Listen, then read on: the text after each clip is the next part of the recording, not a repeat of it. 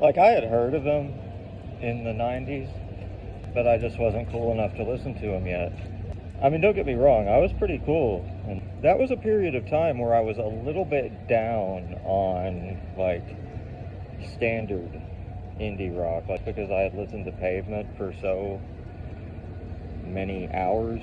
Got really burnt out, but I was just kind of, I was a lot more into, like, post-rock and stuff at the time. When Dig came out, I did actually like the Dandy Warhol, Boys Better. I thought that was, like, the best, like, pop shoegaze song.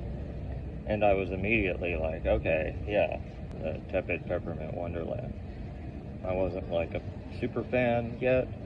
It did take me a long time to make peace with, like, 60s pop music. I just didn't like it. You know, I thought it was just way too simple. And I kind of thought for a while, I was like, yeah, they've got a few good songs like every album, which is not true, but that's just how I felt. I came around to, like, really loving everything they did through the 90s. But then, like, My Bloody Underground came out. At the time, I really didn't like it. A rare occasion where I agreed with Pitchfork. I think I never went back and listened to it. I probably went 12 or 13 years without listening to it. So I went back and listened to it.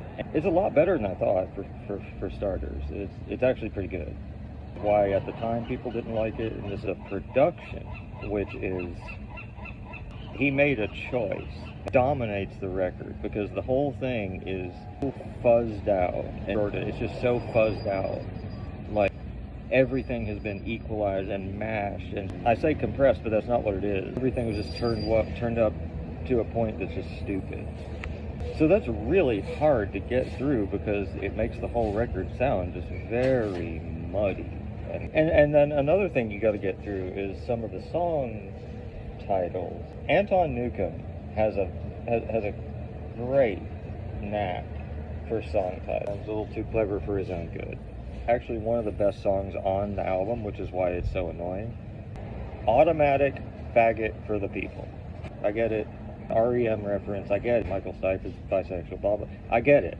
The song itself does not appear to have anything to do with REM. And that's the kind of thing Anton Newcomb does. Juvenile. Like, going back through and giving it more of a chance, the songs are definitely there.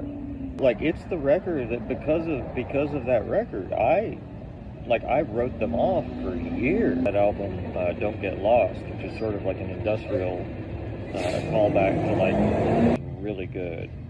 Like, at this point, they're the best. They're actually the best they've ever been. I was panhandling the other day, and this kid drove by. There's a kid and he did have a Brian Jonestown shirt on. I was like, hell yeah.